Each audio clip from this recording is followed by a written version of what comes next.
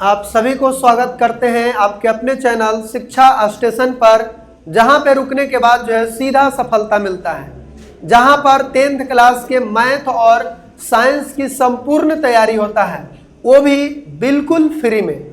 वहीं पर आ चुके हैं आज हम केमिस्ट्री का दूसरा चैप्टर को लेकर, जिसका नाम है अम्ल, क्षार एवं लवण। तो इस चैप्टर में हम लोग जानेंगे, पूरे चैप्टर का संपूर्ण जो है रिवीजन होगा एक ही वीडियो में। जितने भी आई क्वेश्चन होंगे ये सभी क्वेश्चन को जो है इस वीडियो में हम लोग देखेंगे। इसके बाद इसको रिवीजन करने के बाद जो है इससे जितने भी ऑब्जेक्टिव क्वेश्चन जो है निकला है, उन सभी क्वेश्चनों को जो है हम स्टेप बाय स्टेप जो है डिस्कशन भी जो है देखेंगे। तो चलिए हम लोग शुरू करते हैं आज का यह चैप्टर। तो देखिए, सबसे पहले जो है सब्जेक्ट का नाम साइंस है, केमिस्ट्री विज्ञान, जिसको रसायन शास्त्र कहते हैं, और ये chapter acid base and salt है।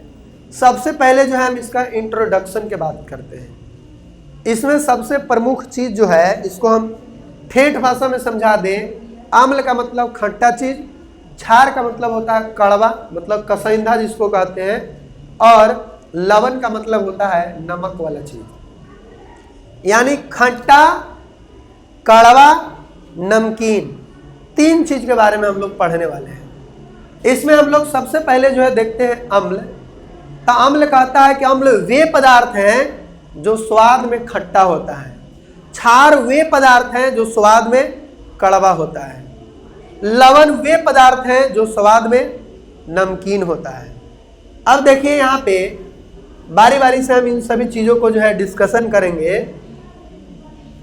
कि जो एसिड होता है, इसका जो है डिफिनेशन कह रहा है कि acid are substance that taste sour and turn blue litmus paper red when dissolved in water, they release hydrogen ion.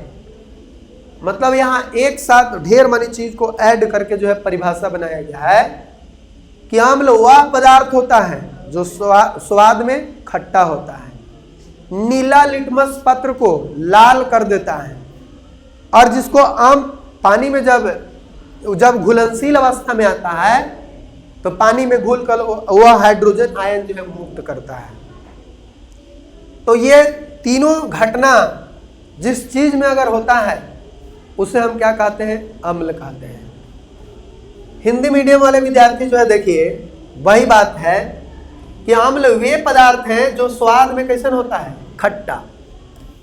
नीले लिटमस पत्र को लाल कर देता है, मतलब एगो पेपर होता है नीला कलर के, अगर उस पर नींबू का रस अगर गिराते हैं तो नीला से जो है लाल हो जाए। तो वही बोल रहा है कि नीला लिटमस पत्र को लाल कर देता है, और अगर उसको पानी में घुलने पर क्या करता है? हाइड्रोजन आयन छोड़ता है। यानी हाइड्रोजन आयन जो है मुक्त करता है। जैसे मान लेते हैं EHCl है, हाइड्रोक्लोरिक अम्ल इसको कहते हैं। इसको पानी में डालेंगे तो ये हाइड्रोजन प्लस क्लोरीन के रूप में टूट जाता है, और इस पे माइनस, ये प्लस रहता है, ये माइनस रहता है। तो यही इसी को बोला जा रहा है हाइड्रोजन आयन। अब जैसे कि यहाँ पे देख सकते हैं आगे, उदाहरण के तौर पे हाइड्रोक्लोरिक अम्ल अभी जो बताएं वही है हाइड्रोक्लोरिक अम्ल, जिसको HCl कहते हैं, सल्फ्यूरिक एसिड जिसको H2SO4 कहते हैं, लेमन जिसको सिट्रिक एसिड जो है कहा जाता है ना। ये सभी जो है क्या है? अम्ल है। इसका उपयोग जो है हम लोग बैटरी में करते हैं, सल्फ्यूरिक अम्ल का। HCl का जो है प्रयोग नमक बनाने में हम लोग करते हैं कि HCl सोडियम हाइड्रोक्साइड को मिलाते हैं तो नमक बन जाता है। तो ऐसे चीज ये बहुत ज्यादा जो है ज्वलनशील भी होता है, क्योंकि हाइड्रोजन निकाल रहा है मतलब ज्वलनशील है। इसीलिए चेहरा उरा पर फेंक देने से जो है पूरे चेहरा को क्या कर देता है? जला देता है। अब हम लोग समझते हैं आगे बेस के बारे में। बेस कहने का मतलब होता है क्षार। तो क्षार में भी तीन घटना हम लोग देखेंगे। क्षार वे पदार्थ है जो स्वाद में कड़वा होता है। लाल लिटमस पत्र को नीला कर दे, उल्टा, उसमें नीला को लाल कर दे रहा था, इसमें लाल को नीला कर देगा, और जब पानी में घुलता है हाइड्रोक्साइड आयन मुक्त करता है, यानी OH माइनस ये मुक्त करता है, तो उसे हम क्षार कहते हैं। आइए इसको भी हम एग्जाम्पल के माध्यम से समझते हैं कि कौन कौन क्षार होता है। तो सोडियम हाइड्रोक्साइड यही बता रहे थे, NaOH को अगर HCl के साथ में अगर मिला देंगे तो नीमक बन जाएगा, यानी अम्ल और क्षार दोनों को मिला देंगे तो उदासीन बन जाता है लवण, और लवण मतलब NaCl नमक। कैल्शियम हाइड्रोक्साइड CaOH के होल 2, इसमें भी OH लगावल है, इसमें भी OH लगावल है। KOH पोटेशियम हाइड्रोक्साइड MgOH के होल 2, इसमें भी जो है OH लगाया हुआ है। तो जेकरा में OH लगा रहेगा सब क्षार होगा, और जेकरा में H शुरुआते बार में लगा रहे वो सब जो है अम्ल होगा। पहचान ये भी है, जैसे HNO3 ये क्या है? अम्ल की क्षार है, अम्ल है। क्यों? क्योंकि शुरुआत बार में H लगल है। फिर अगर हम कहें NaOH ये क्या है? OH लगावल है तो क्षार है। H2SO4 ये क्या है? अम्ल है। क्यों? क्योंकि H है शुरुआत पर में। HCl क्या है? अम्ल है, शुरुआत पर में H है। KOH ये क्या है? OH लगावल है तो क्षार है। तो याद हो गया कि जकरा में OH लगा रहेगा वो क्षार, H लगा रहेगा शुरुआत पर में उसका वो अम्ल होगा। अब देखिए आखिर ये जो है हम लोग पढ़े अम्ल और क्षार, इसका जो है पता कैसे लगता है, तो उस पता लगाने के लिए एक इंडिकेटर है। इंडिकेटर गाड़ी में जैसे कैसे होता है इंडिकेटर, कि जलता है तो कौची का पता चलता है कि इस साइड जो है मतलब उस जाना चाह रहा है, जिस साइड वाला इंडिकेटर जलता है उस साइड जो है जाना रहता है। तो ये इंडिकेटर क्या कहता है, बताता है कि कौन अम्ल है, कौन क्षार है और कौन उदासीन है। तो इसको समझते हैं। कहता है कि उसको हिंदी में कहते हैं इंडिकेटर को सूचक। हिंदी में क्या कहते हैं? सूचक। कि सूचक वे पदार्थ हैं जो अपना रंग या गंध बदलकर यह बताते हैं कि कोई पदार्थ अम्ल है या क्षार। मतलब कलर बदल देगा, चाहे तो उसका गंध बदल देगा, और उससे जो है वो बताता है कि वो अम्ल है कि क्षार। जैसे बताएं कि नीला लिटमस पत्र को लाल कर देगा तो कलर बदल के बता रहा है, तो ये अम्ल का गुण है। फिर जो है क्षार का भी गुण है कि लाल को नीला कर देगा, तो कलर बदल के कर रहा है। तो इस तरह से ये सूचक होता है जो कि अम्लीयता क्षारीयता को पता करता है। मतलब कौन पदार्थ अम्लीय है, क्षारीय है या कौन उदासीन है, इस चीज का जो है जानकारी देता है, उसे इंडिकेटर कहते हैं। अगला जो है टाइप्स ऑफ जो है कुछ यहाँ पे देख ले रहे हैं कि वो अम्ल है। मतलब विभिन्न प्रकार के जो है यहाँ पे पदार्थ दिया हुआ है, जैसे एक नेचुरल पदार्थ, सिंथेटिक पदार्थ और ऑल्फैक्टरी पदार्थ, यानी कि गंधीय पदार्थ। जैसे कुछ जैसे सूचक का जो है ना ये कुछ हो गया माने प्रकार। जैसे ये नेचुरल प्राकृतिक रूप से रहेगा तो उसका कलर वैसा रहेगा, जैसे हल्दी है, हल्दी का कलर पीला रहेगा। कोई पदार्थ में अगर डालने से उसका कलर अगर चेंज हो जाए तो इससे भी जो है पता चलेगा कि अम्ल है कि क्षार है कि क्या है ना। तो ये सूचक का जो है क्या है? प्रकार है, इंडिकेटर का प्रकार है। अब देखिए कहता है जैसे लिटमस, फिर टर्मिक हल्दी, सिंथेटिक में आ जाएगा आपका कुछ मिथाइल ऑरेंज, मेथिल ऑरेंज जिसको कहते हैं, और फिनोल्फथीन। फिर उसके बाद गंधीय सूचक पदार्थ में गंध द्वारा जो है सूचना देता है, प्याज, वैनिला। उसी प्रकार से ये चेंज स्मेल इन एसिड या बेस, मतलब ये जो है एसिड या बेस है, इस चीज को जानकारी हमें प्रदान करता है। अब कैसे करता है वो भी हम लोग देखेंगे। उससे पहले हम लोग देखते हैं थोड़ा सा कि अम्ल के साथ जो है धातुएं रिएक्शन किस प्रकार होता है। यानी कहता है कि मेटल धातुओं के साथ अभिक्रिया, यानी कि केमिकल प्रॉपर्टी में रिएक्शन विथ मेटल, यानी धातुओं के साथ अभिक्रिया किसका? अम्ल और क्षार का। अगर कोई एसिड है और इस एसिड में कोई मेटल को डाल रहे हैं, मतलब कोई धातु को अगर डाल रहे हैं, तो क्या रिएक्शन करता है? बनाता है तो साल्ट बनाता है। और हाइड्रोजन गैस जो है मुक्त करता है। यानी कि अम्ल और धातु मिलकर लवण बनाता है और हाइड्रोजन गैस मुक्त करता है।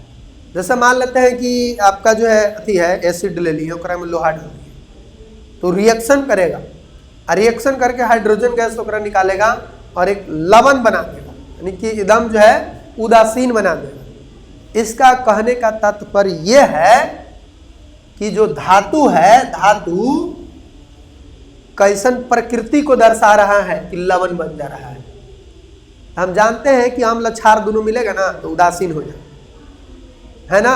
इसका मतलब उदासीन मतलब लवण हो जाए। तो यह वाला अम्ल धातु मिला रहे हैं तो कच्चू बन जा रहा है लवण। इससे तात्पर्य हुआ कि वाला अम्ल है तो ये जो है ना क्षार जैसा काम कर रहा है, क्षार जैसा काम कर रहा है। इसीलिए जितना भी धातु होता है वो क्षारीय प्रकृति का होता है। जितना भी धातु होता है वो क्षारीय प्रकृति का होता है। एक और एग्जांपल बहुत सिंपल, सुबह सुबह उठता है, ब्रश करता है, काहे लगी? कोलगेट लगा के ब्रश। कोलगेट होता है क्षारीय प्रकृति का, अब मुंह में पूरा जो है अम्ल हो जाता है। तब ब्रश जैसे करते हैं तो एकदम उदासीन हो जाता है और मुंह एकदम बढ़िया लगता है। आपको अगर कोलगेट नहीं है, कोलगेट नहीं है तो चम्मच ले लो और चमचे से पूरा मैंने चबावो, चम्मच के चबा के जीभी कर लो, देखो एकदम लगे कि ब्रश कर ले हैं। क्यों? क्योंकि मुंह में हमारा अम्ल है और चम्मच जो है वो एल्युमिनियम है या स्टील है और उसको हम ऐसे ऐसे चिवा रहे हैं सोगा इन्हें उन्हें डाल के, तो रिएक्शन दोनों करेगा और रिएक्शन करके एकदम कैसे बन जाएगा? उदासीन लगेगा कि हम ब्रश किए हैं, लेकिन धातु साफ नहीं होगा। भले जहर के इन्होंने खाली जाएगा, जो लार उर से है उस सबसे रिएक्शन करेगा। ठीक है, तो वैसे भी कर सकते हैं। तो कह सकते हैं कि जितना भी धातु होता है वो कौन प्रकृति का होता है? क्षारीय प्रकृति का होता है। ठीक है, इसी कारण एक और एग्जाम्पल एकदम तो नहीं सब व्यवहारिक रूप में उपयोग करता हो। कोई भी चीज जो है डंक मारता है, डंक तो फॉर्मिक अम्ल होता है। वो जो होता है फॉर्मिक अम्ल अम्ल होता है, उधर से लहर जो है देने लगता है, क्योंकि एसिड है वो, तो लहर देने लगता है। तो कोई कहता है कि लोहा लगा, लोहा लोहा लोहा, सुना है बड़ा? या कोई जो है धातु वाला चीज जो है लगड़ो, काहे लगी लगड़ो? क्योंकि वो लगड़ने से, धातु लगड़ने से अम्ल से अभिक्रिया करेगा और कैसन हो जाएगा? उदासीन, तो लहर देना बंद कर देगा। अब समझ में आ गया होगा कि काहे लोहा लगड़ते हैं। पहले से सब लोग कह रहा होगा खाली लगड़ लेना लोहा ठीक हो जाएगा, काहे लगड़े कोई पत्ते नहीं, लेकिन अब जो है तू लोग को पता चल गया होगा। अब देखिए आगे हम एग्जाम्पल देखते हैं। जिंक, ये जिंक है जो कि कौन सी है? धातु। H2SO4 ये क्या है? अम्ल। अगर ये दोनों रिएक्शन करेगा तो जिंक जो है हाइड्रोजन के भगा देगा और जिंक सल्फेट बनेगा, हाइड्रोजन गैस मुक्त करेगा। ये जिंक सल्फेट क्या होगा? लवण होगा। ये लवण है, सल्फेट जिसमें लगा रहेगा वो लवण होगा, हाइड्रोजन गैस ये बाहर निकल जाएगा। अब उसी प्रकार से यही है, बात को लिखा हुआ है खाली यहाँ पे। अब उसी तरह से आगे देखते हैं, यहाँ पर एक करा रहा है उदासीनीकरण रिएक्शन। इसको जो है समझिए, एक कह रहा है एक प्रखनली है, एक प्रखनली है जिसमें जो है, और ये जो है हाइड्रोजन गैस देखो कैसे निकलता है उसको बता रहा है। इस प्रखनली को स्टैंड पर हम लगा के जो है खड़ा कर दिए। खड़ा करने के बाद जो है इसमें हम क्या डालें? इधर से हम एक डिलीवरी ट्यूब पाइप द्वारा जो है हम इसमें डाल दिए हाइड्रोजन, सॉरी हाइड्रोजन नहीं, ये जिंक जो है गार्नलस और डाइल्यूट जो है सल्फ्यूरिक एसिड, यानी कि तनु सल्फ्यूरिक एसिड में जिंक के छोटे छोटे जो है बुरादे को अगर हम इसमें डाल देते हैं तो डालने के बाद जो है क्या होता है? जैसे ये जिंक जो है सल्फेट जो है ऐसा होता है, कैसा ब्लू, और ये जो है इसमें डाल दिए कोई सल्फ्यूरिक एसिड, तब जो है यहाँ से क्या होगा? हाइड्रोजन गैस बनेगा। हाइड्रोजन गैस बनकर यहाँ पे देखो ऐसे बाहर निकलेगा और यहाँ पर ये क्या करेगा? ये ब्लास्ट करेगा, ये ब्लास्ट करेगा। इसका एक और एग्जांपल हम लोग देखें। आजकल जो है ये जो पटाखा छोड़ने वाला दिन बचा था दीपावली, दीपावली में वो नया तरह के जो है ट्रेंड चला था, बड़का को एकदम पाइप के बना के और में लाइटर से मारता था तो बूम उड़ता था, है ना। वो अभिक्रिया होता था। अभिक्रिया कोची से होता था कि फल पकाने वाला जो कार्बाइड रहता है उससे पानी के साथ जो डाल दिया जाता था, और डालने के बाद जो है जब तितकी फैलाते थे, इसे लेटरवा जो है बारते थे, तो उसका जो गंध जो निकल रहा है ओकरा से रिएक्शन करता था, रिएक्शन करके धुआं बन के निकलता था ऐसे, तो कि बाहर बम पूरा आवाज करता था, देखता था। उसको जो है सब घरे में गाँव में बना लेता था अपने से, लेकिन लड़कन से पूछते थे कि काहे हो रहा है जी, देखिए कार्बाइडवा जो है डाल दीजिए ना, मारिए उड़ जाएगा। लेकिन कहे काहे उड़ जाता है बताओ, वो सब न पता है। लेकिन वो क्या होता है, रिएक्शन करता है। रिएक्शन करने से जो है वो आग के साथ तीव्र रिएक्शन करके फास्ट निकलता है तो उड़ जाता है। ये चीज को जो है आप ध्यान में रखेंगे, क्योंकि वहां पर जो है विस्फोटक के रूप में निकलता है वही गैस। अगला जो हम लोग देखते हैं उदासीनीकरण अभिक्रिया, जिसको कहते हैं न्यूट्रलाइजेशन रिएक्शन। उदासीनीकरण मतलब एकदम न्यूट्रल कर देगा। और न्यूट्रल कैसे करेगा, जब अम्ल और क्षार आपस में मिलेगा तब ना न्यूट्रल होगा। तो वही कहता है कि जब अम्ल और क्षार आपस में अभिक्रिया करता है तो यह प्रक्रिया को उदासीनीकरण अभिक्रिया कहते हैं। इस प्रक्रिया को क्या कहते हैं, उदासीनीकरण अभिक्रिया कहते हैं। जैसे देखिए अम्ल और क्षार के बीच अभिक्रिया से लवण और जल बनने की प्रक्रिया उदासीनीकरण अभिक्रिया है। अभी अभी हम लोग देखे थे कि अम्ल अगर रहेगा और क्षार रहेगा, ये दोनों आपस में अभिक्रिया करेगा तो लवण बनाएगा और कौन बनाएगा, हाइड्रोजन गैस बनाएगा, हाइड्रोजन गैस बनाएगा जो कि उड़ जाएगा। जैसे यहाँ पर भी लिखा हुआ है एसिड बेस एंड साल्ट, और जल भी निकलेगा यहाँ पे, जले बनेगा, हाइड्रोजन गैस इसमें से नहीं होगी। इसमें क्या बनता है, जल H2। ये कैसे बनेगा देख लो। अम्ल मतलब हम ले लेते हैं HCl, क्षार मतलब ले लेते हैं NaOH, और दोनों को हम मिला रहे हैं और ऐसे नीमक बनता है। देखो बाजार से खरीद लेना HCl और बाजार से खरीद लेना NaOH, इसको कहते हैं सोडियम हाइड्रोक्साइड। कैसन रहता है, जस्ट लाइक बर्फ जैसन रहता है, बर्फ का जो टुकड़ा होता है मिश्री जैसन, लेकिन बर्फ जो है ठंडा लगता है और पसीजता है, लेकिन ये जो है ना गर्म लगेगा और पसीजेगा। मतलब जैसे कैसे पानी निकलता है पसीज के, तो सोडियम हाइड्रोक्साइड को हाथ पे लेगा ना तो गर्म लगेगा पूरा, बर्फ ठंडा लगेगा लेकिन ये गर्म लगेगा और उसी पसीजेगा, जैसे करके पानी भी गिरा सकता है। HCl एकदम पीला रहेगा और ओकरा में ये वाला को डाल दे, चाहिए वाला पहले डालो उसके बाद ऊपर से ही डालेगा तो एकदम खौलेगा पूरा धुआं जैसा, और खौल के जब नॉर्मल होगा ना तो नीमक बन के नीचे और पानी जो है ऊपर। इस प्रकार से ये बनेगा कोची, नीमक मतलब NaCl और पानी बन जाएगा H2O। नमक किसी को बनाना होगा तो अपने से घर बना सकता है।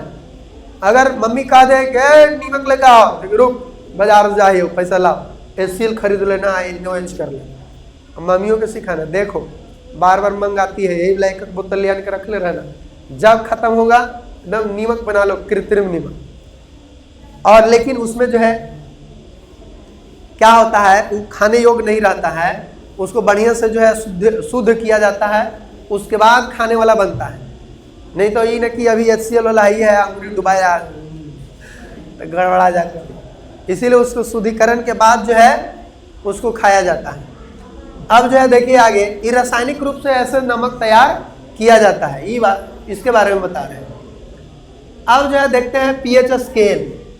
pH स्केल का खोज जो है किसने किया था, सोरेनसन नामक एक व्यक्ति था जिन्होंने pH स्केल का जो है खोज किया, और इसमें जो है किसी भी विलयन में हाइड्रोजन आयन की सांद्रता को मापने के लिए वो एक स्केल बनाया था जिसका नाम पड़ा था pH स्केल। और इस pH का मतलब होता है पोटेंज, आगे जो है बताया गया है।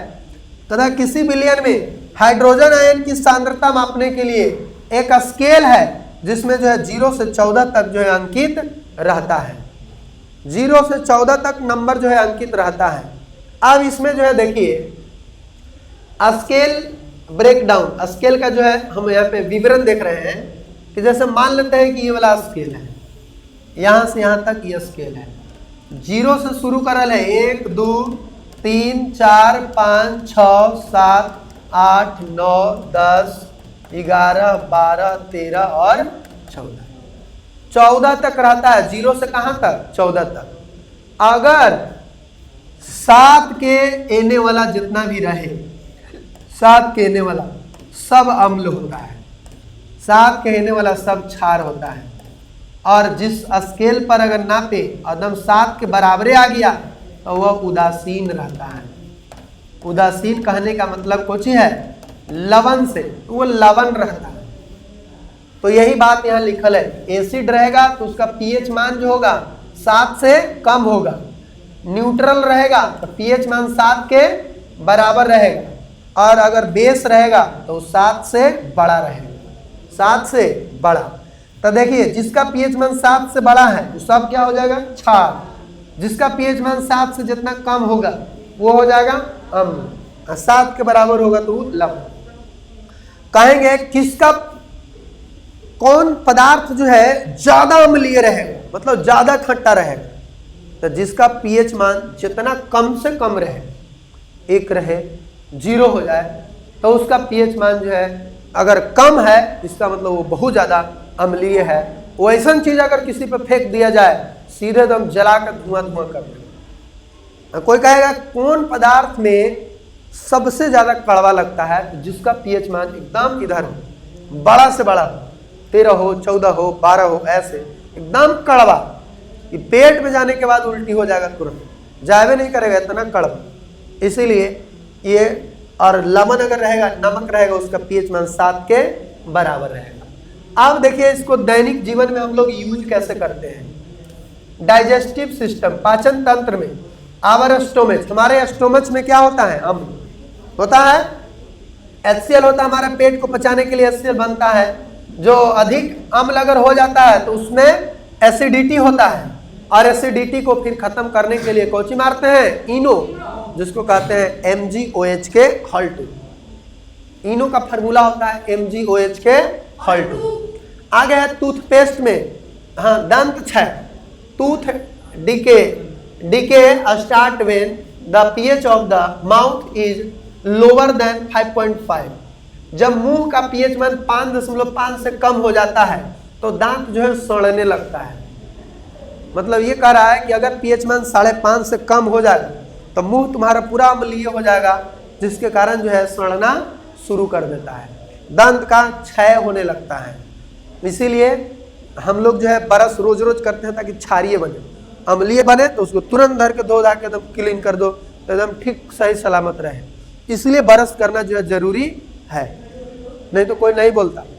अब कहेगा कि हाथी सर, अब हाथी के जो है देखना मुंह फाड़ेगा ना तो लगेगा कि बौला है मतलब उसका दांते नहीं अंदर रहता है, लेकिन आगे जो है बड़का को दांत रहता है और उसको साफ हो जाता है कोची से, धूपा लग रहा है, हवा लग रहा है तो उसका सूख गया दांत, तो उसमें कोई प्रभाव जो है उतना विशेष नहीं पड़ता है, इसीलिए वो मुंह नहीं धोता है। जब कोई भी जीव जंतु कुछ धर के चिवाते रहेगा इन्होंने तो वो सब बरस होवित रहता है। और हम लोग के बरस जो है इसलिए करना है क्योंकि हम लोग जोची तोची जो है चिवा नहीं सकते हैं, है ना। जैसे गांव वाला आदमी है तो उसको देखना कि वो ले लेगा डंटी जैसा दतुआन, जैसे चिवा रहा है पूरा, तो उसको जो है अलग से कोई जरूरत नहीं पड़ता है कि तू दंत मंजन करो, ये करो, कोलगेट लगाओ, वो करो, नहीं। नीम के दतुअन बहुत कड़वा चीज होता है, क्षारीय प्रकृति का, उसको सदम धो बढ़िया से दम इलाज कर देगा, एक एक अम्ल को जो है उदासीन बना देगा। अगला जो है कहता है साधारण नमक और क्लोर क्षार प्रक्रिया, ये वाला बहुत इंपॉर्टेंट है। कॉमन साल्ट, साधारण नमक NaCl। साधारण नमक का फार्मूला क्या होता है? NaCl। अब इसमें जो है देखिए क्या कहता है कि जब नमक के जलीय घोल से बिजली गुजारी जाती है तो तो यह विघटित होकर सोडियम हाइड्रोक्साइड NaOH बनाता है। इसे क्लोर क्षार प्रक्रिया कहते हैं।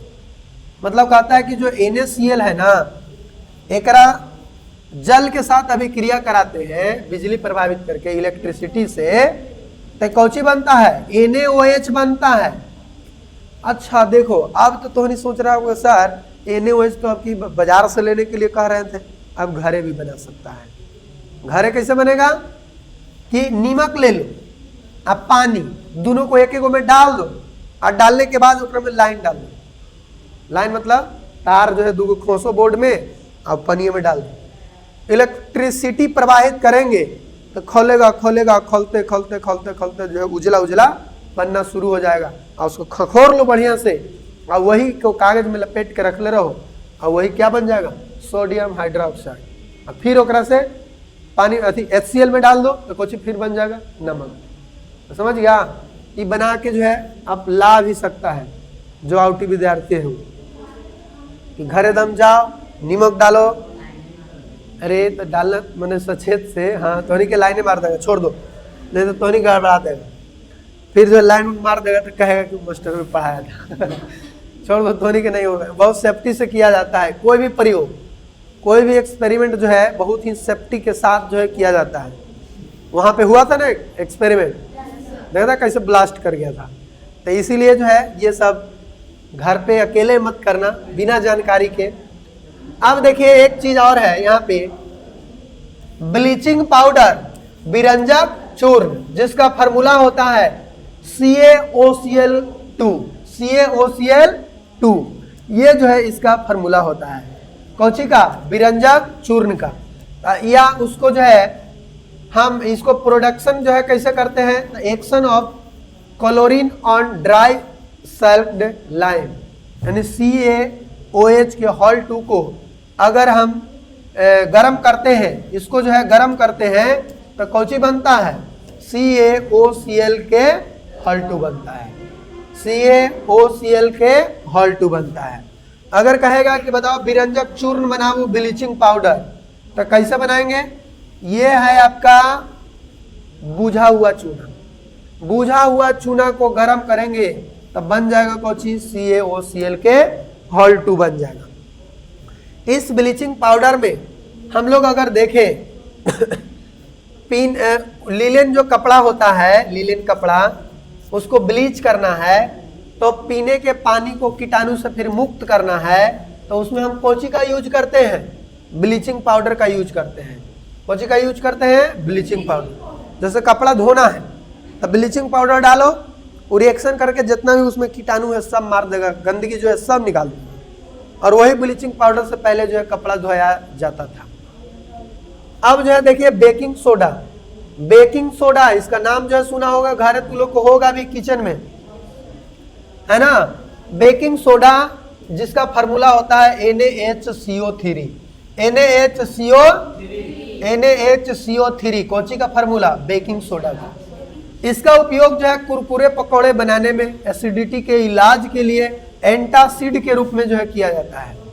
अगर मान लेते हैं कोई के देखना गांव में जो है ना बकरी के अगर अथी हो रहा है, पेट खराब हो गया या एसिडिटी हो गया, तब जो है ना ये बेकिंग सोडा को पानी में घोर के बकरी के मुंह पकड़ के पिया दिया जाता था, एकदम सही। तोनी के भी अगर मान लेते हैं होल है उस तरह से एसिडिटी, अम्ल की मात्रा बढ़ गया, जलन दे रहा पेट में, एकदम घोए घाए कर रहा है पेट, तब जो है ब्लीचिंग पाउडर को जो ये बेकिंग सोडा को जो है घोरो पानी में पी जाओ, इनो का काम करेगा। मतलब इनो ही जस्ट लाइक समझिए कि होता है उसी टाइप के। तो ये होता है बेकिंग सोडा।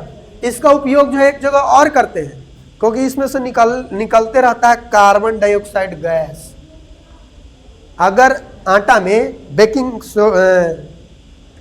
पाउडर को अगर डाल देंगे, आटा को सान देंगे और तेल में जैसे फेंकेगा तो वो रिएक्शन करेगा, रिएक्शन करके वो गैस जो निकलता है ना, तो वही जो है फूल जाता है। और जैसे देखा ना पूरी फूल गया पूरा मोटा, तो फूल गया तो फूला किसके कारण? यही इसी के कारण, बेकिंग सोडा के कारण। स्पंज देखा, स्पंज ओकरा में भी मिलाया जाता है। पनीर में वो बेकिंग सोडा को मिला दो अब मिला देगा तो उसको जब छानेगा तो क्या होगा, गैसवा निकलेगा, फूल जाता है। अब फूल कर स्पंज जैसन बन जाता है। इसीलिए जब उसको रस में डुबाते हैं तो सभी जगह रस चल जाता है, गारेगा तो सब उसमें से खत्म, क्योंकि वो गैस निकला हुआ है तब उसमें छिद्र बन गया है। तो ये सब चीज़ों में हम लोग कौची का इस्तेमाल करते हैं, बेकिंग सोडा का। अब आगे देखते हैं दूसरा, वॉशिंग सोडा, यानी कि धोने का सोडा। वॉशिंग सोडा जिसका फार्मूला होता है Na2CO3 into 10H2, Na2CO3 into 10H2, Na2CO3 into 10H2। कहता है साबुन और कागज के उद्योगों में पानी की अस्थायी कठोरता को हटाने में हम लोग कौची करते हैं, धोने वाला सोडा का उपयोग करते हैं। यानी कपड़ा धोने में कहो या कोई चीज को साफ सुथरा करने में हम लोग कौची का उपयोग करते हैं, धोने का सोडा का उपयोग करते हैं। इसका उपयोग जो है कांच उद्योग, साबुन उद्योग, कागज उद्योग, इस सभी चीज में करते हैं। कांच उद्योग में भी करते हैं, उसको एकदम लाइटिंग लाने के लिए, एकदम चिकना बनाने के लिए, गंदगी को दूर करने के लिए। और उसके बाद जो है अगर पानी में मान लेते हैं मीठा पानी है, खड़ा पानी है, खड़ा पानी, तो खड़ा पानी से कपड़ा साफ नहीं होता है।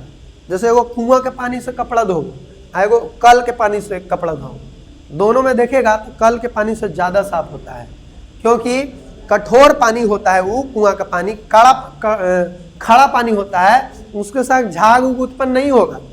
लेकिन ये मीठा पानी जितने रहेगा उतने ज़्यादा झाग उत्पन्न होगा। तो इसीलिए बेकिंग धोने का सोडा डाल देता है तो पानी के अस्थायी जो कठोरता है उसको हटा देता है, अस्थायी कठोरता को हटा देता है, पानी को कैसन बना देता है, मृदु, जिसके कारण जो है कपड़ा जो है साफ हो जाता है और फेन भी जो है उससे पूरा निकलता है। अब अगला देख लीजिए, प्लास्टर ऑफ पेरिस, नाम तो सुना ही होगा। कोई के हाथ को टूट गया खेलते खेलते, जाके प्लास्टर है जी, तो वही है प्लास्टर ऑफ पेरिस। तब पेरिस से नहीं मंगावल गया है, इसका नाम ही है खाली प्लास्टर ऑफ पेरिस, जिसको शॉर्टकट में पोप कहते हैं। यहाँ भी लिखा है पोप, जिसका फार्मूला होता है CaSO4 into half H2, CaSO4 into half H2।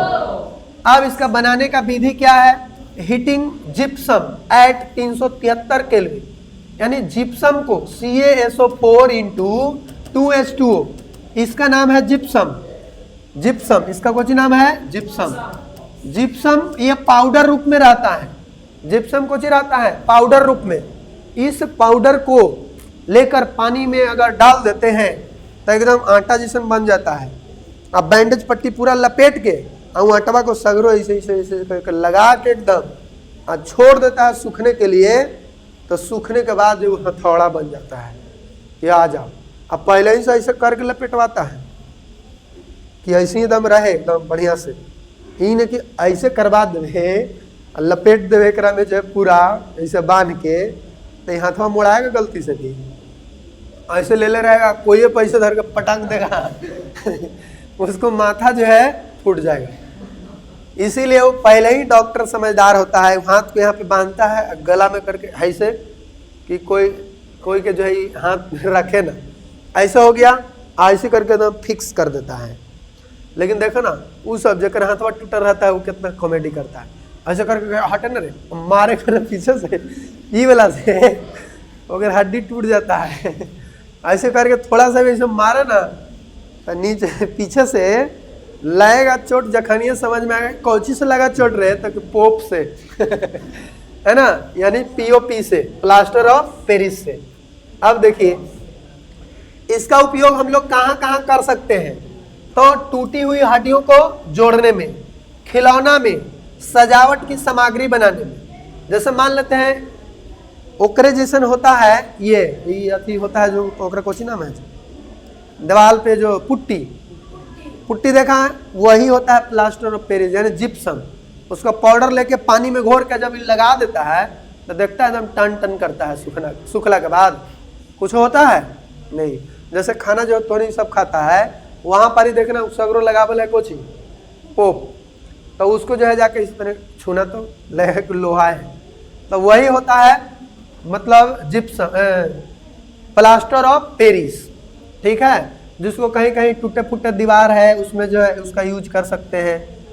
अब जो है आगे देखते हैं हम लोग बिहार बोर्ड के special short answer type question.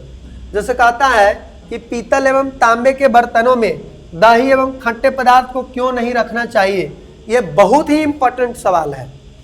कहेंगे कि दही पीतल एवं तांबे के बर्तन में दही एवं खट्टे पदार्थ को नहीं रखना चाहिए, क्योंकि हम जानते हैं कि दही एक अम्लीय पदार्थ है और पीतल तांबा एक धातु है, और यह जानते हैं कि धातु अम्ल से अभिक्रिया करके हाइड्रोजन गैस मुक्त करता है और धातु के ऑक्साइड का निर्माण करता है, जिसके कारण उसमें रखा हुआ भोजन जो है जहरीला हो जाएगा, खराब हो जाएगा, खाने योग्य नहीं रहेगा। इसलिए पीतल एवं तांबे के बर्तन में दही एवं खट्टा पदार्थ को नहीं रखना चाहिए।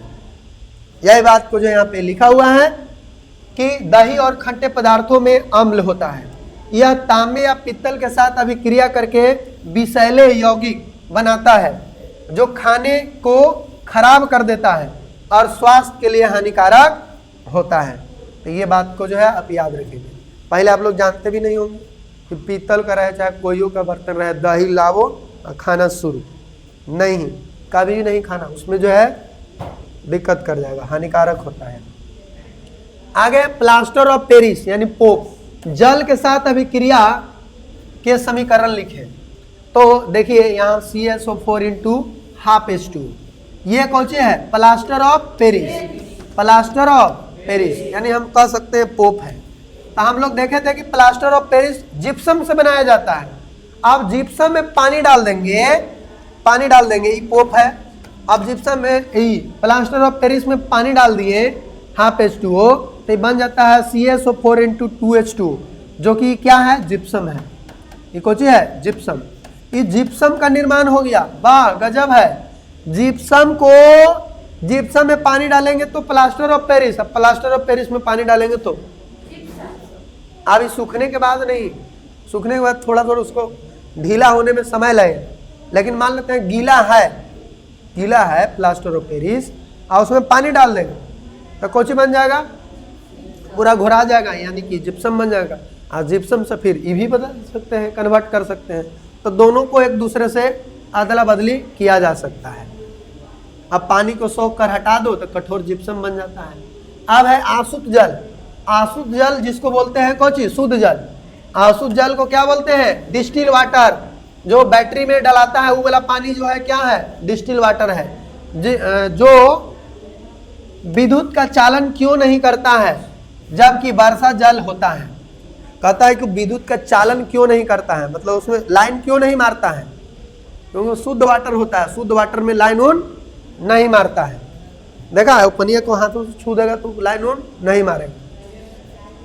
कहेंगे कि जो इसलिए चालन नहीं करता है क्योंकि ओकरा में से हाइड्रोजन आयन नहीं निकलता है। जो डिस्टिल वाटर होता है, आसुत जल, वो शुद्ध होता है और उसमें हाइड्रोजन आयन या OH नहीं होते हैं, इसीलिए वह विद्युत का चालन नहीं करता है। अगर हाइड्रोजन आयन या OH अगर होता, जैसे जल है H2O, तो एकरा में हाइड्रोजन आयन होता है, OH दोनों होता है, इसीलिए यह विद्युत का चालन करता है। लेकिन ये वाला जल में, आसुत जल में, न तो हाइड्रोजन आयन होता है, न ही हाइड्रोक्साइड आयन होता है, इसीलिए विद्युत का चालन नहीं करता है। जबकि वर्षा जल में वायुमंडल की गैस जैसे CO2, SO2 घुली होती है, जो अम्ल बनाती है और आयन उत्पन्न करती है, जिससे विद्युत धारा प्रवाहित होती है। वर्षा का जल जो है एकदम ऊपरही से छान लेगा, वायुमंडल से ऊपरही से, तो ओकरों में लाइन ऑन नहीं मारेगा। लेकिन जैसे वायुमंडल में प्रवेश कर जाता है तो ये सब से वो कौन चीज मिल जाता है, आयन। ये सब से रिएक्शन करके आयन बना लेता है, जिसके कारण उनमें लाइन मारता है।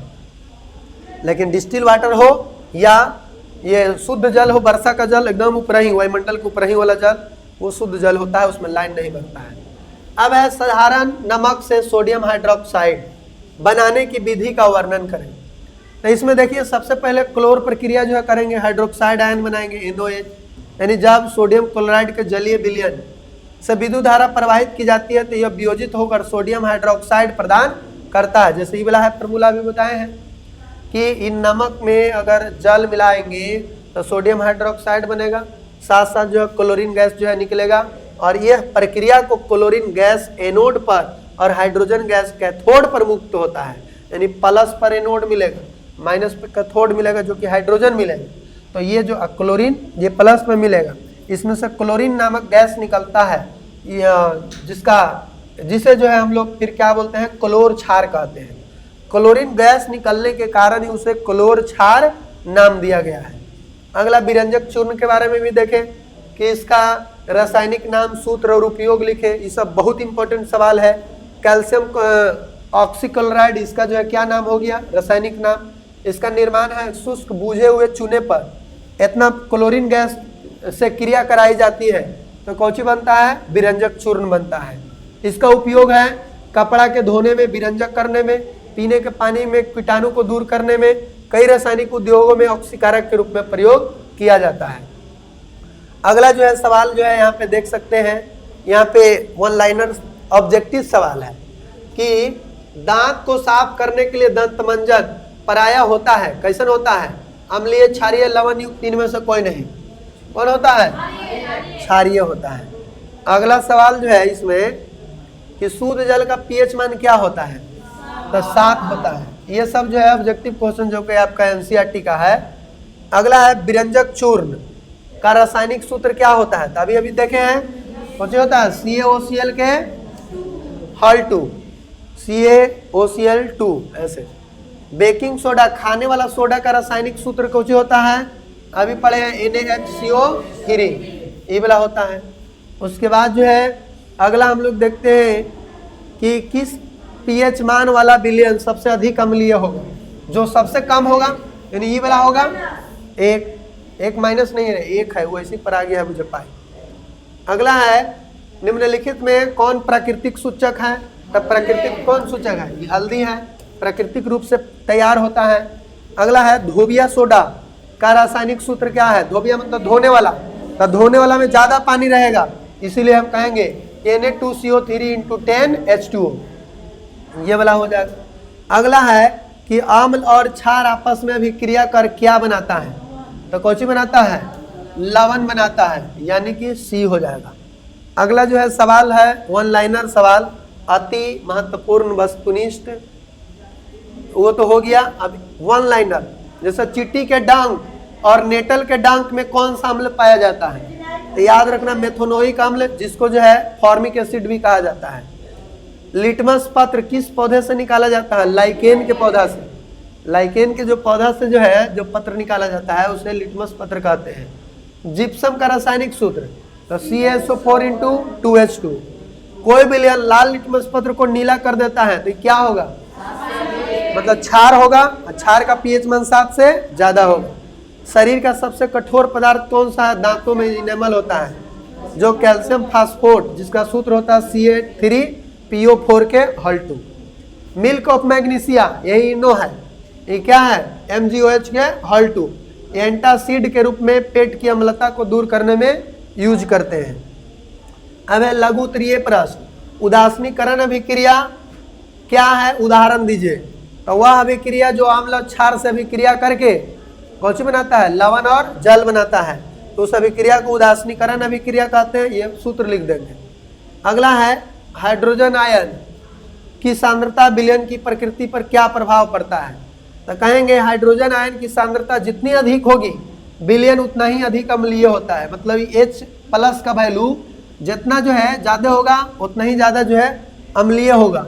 यदि H+ आयन की सांद्रता अगर कम होती है तो वह विलयन जो है क्या होगी, अम्लीय या क्षारीय होगा।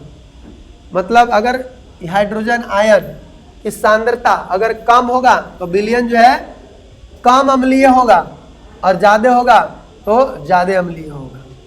उसके बाद जो है जैसे माइनस में भी आता है तो उसको कम में गिनते हैं, लेकिन वैल्यू आता है जो 1-2 के रूप में, वो छोटा आता है।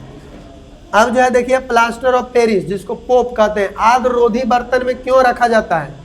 आर्द्ररोधी बर्तन कहने का मतलब एकदम सूखा हुआ बर्तन काहे रखा जाता है, क्योंकि पानी के साथ मिलकर जिप्सम बना देगा तो फिर कोई काम के नहीं रहेगा। सीमेंट को भी सूखा एकदम बर्तन में रखना चाहिए, नहीं तो बोरा को ऐसे छोड़ देगा खोल के तो एकदम काड़ा बन जाएगा पहाड़ जैसा।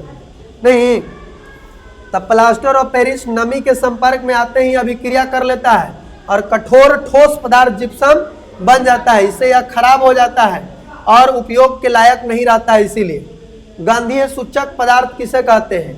वे पदार्थ जिनकी गंध अम्लीय क्षारीय माध्यम में बदल जाती है, गंधीय सूचक जो है कहलाते हैं। जैसे प्याज, वेनिला, लौंग का तेल, ये सब। ये दीर्घ उत्तरीय प्रश्न है, तो इसको जो है आप याद रखेंगे। धोने वाला सोडा को बनाने की दो प्रमुख उपयोग बताना है। जैसे कांच, साबुन, कागज उद्योग में जल के अस्थायी कठोरता को दूर करने में। बेकिंग सोडा के उपयोग है रसोई घर में, हम लोग खास्ता पकौड़ा इसमें बनाने में, कुरकुरे इसमें डाला जाता है, पूड़ी बनाने में, स्पंज बनाने में, पेट की अम्लता को दूर करने में।